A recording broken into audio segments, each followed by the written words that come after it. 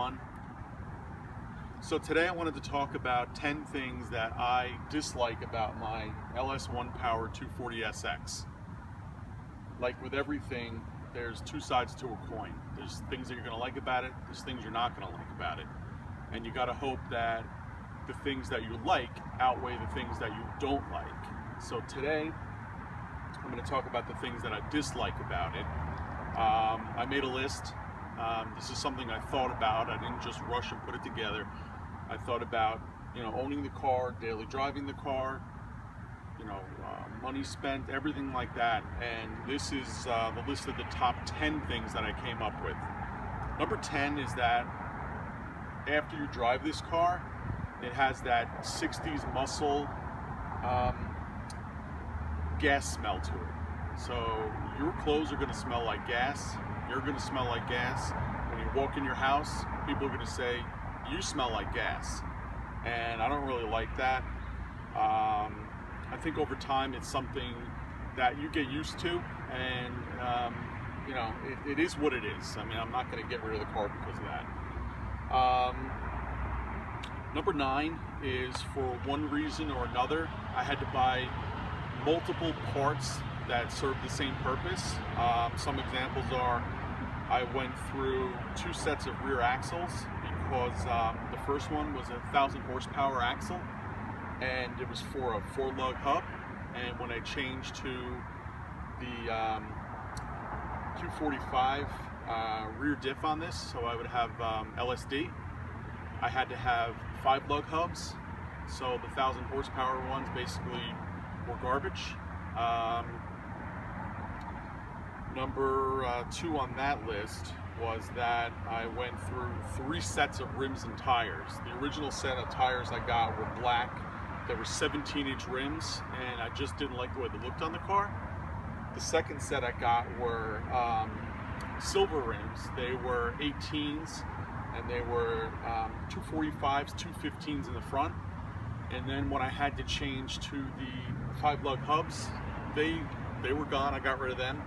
And now I have 275s all around, which in the end I'm actually much happier about. I got 2 different drive shafts. The first drive shaft I got from CX Racing, and it was supposed to go with this car, only mine's an automatic. Most cars that are done like this are manual. So the drive shaft didn't work with an automatic transmission. It was a bit too short. So I then had to get a custom one made. By the time I went to return it, CX Racing wouldn't take it back, so I'm stuck with like an $800 diff on it.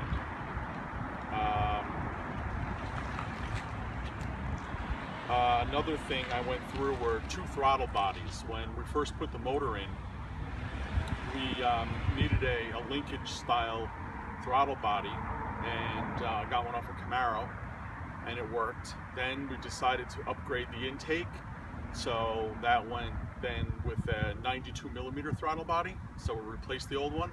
So again, the part was junked.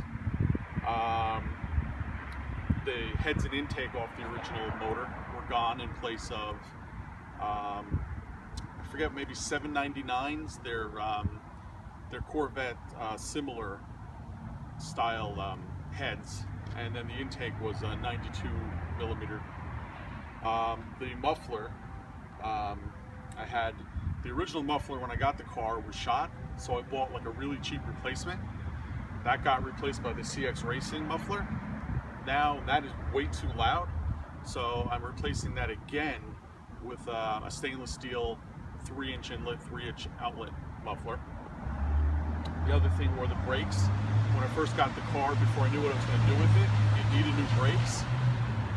So I had the brakes changed, and then I upgraded it to a set of 300ZX turbo brakes.